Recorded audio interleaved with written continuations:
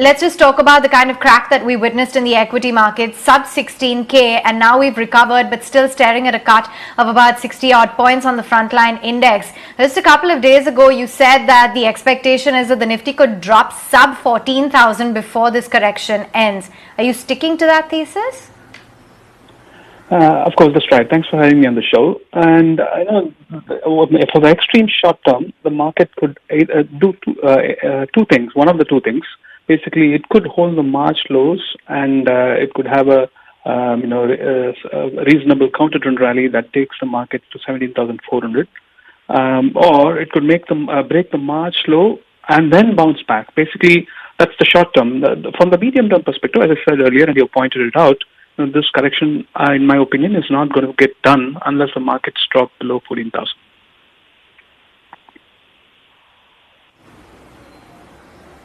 Okay. What about the resilience, Jai, that we're witnessing within the banking sector? Do you believe that there's merit in the kind of move that we're witnessing across private banks, kind of bounce back that we're seeing in some of the heavily beaten down names? Yeah, that is one of the reasons why I had presented the two scenarios for the short term. The banking index is doing a slightly different price action movement, and so that could actually be the misleading factor, and the banking index could bounce somewhere close to 37,300 if it doesn't break the low it made last week, or it could even go slightly lower and still bounce. But the medium term picture is that if at all there is a bounce, like the market is at the moment presenting, it could be a deceiving rally that ropes the market in, and people believe that this is a resilience, and then there is a sharper fall later in the month of June, July. So my opinions since November 2021 has been that this is a deep bull market correction, and so it's playing out for the medium term, and it's likely to complete that move sometime around August, plus or minus approximately. So we are somewhere in the middle portion of this correction. The market needs to drop a little more lower to complete the bull market correction. Okay, so we are in a bull market correction in the middle of that, and there is some more downside as far as the markets go. But, Jai, you're a keen watcher of what's happening across the globe as well. What do you think are the levels to track when it comes to Dow, the dollar, crude, Bitcoin? Because you watch all of these asset classes very closely. Yeah, that's right. See, the dollar index still got unfinished move. If you look at the dollar index and the euro, the dollar index needs to get somewhere close to 106, 107 for it to support a complete move. Likewise, on the euro, my opinion is that it needs to get somewhere close to parity, not exactly parity, something about 1.02, 1.03. So there is still unfinished, upside for the dollar index and downside for the euro. So when it comes to Bitcoin, yeah, the Bitcoin is a very good reflection of animal spirits, and the 29K it registered yesterday. That's a good support level for it, but it needs to consolidate around that level and take on further upsides from here. If it does that, it's got good potential. But if it were to break 29K, 28K.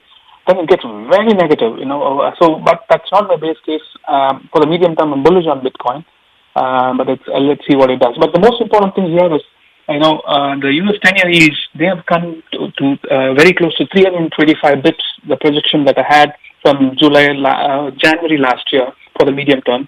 So there is a possibility that the treasuries could see a little bit of buying. 10-year, the bond prices might bounce a little bit from here. But if 325 bips gets taken out, I don't think that's a possibility. But markets can do anything. But 325 bips is a very good resistance, and we could see a little bit of cooling off for the yields at the moment.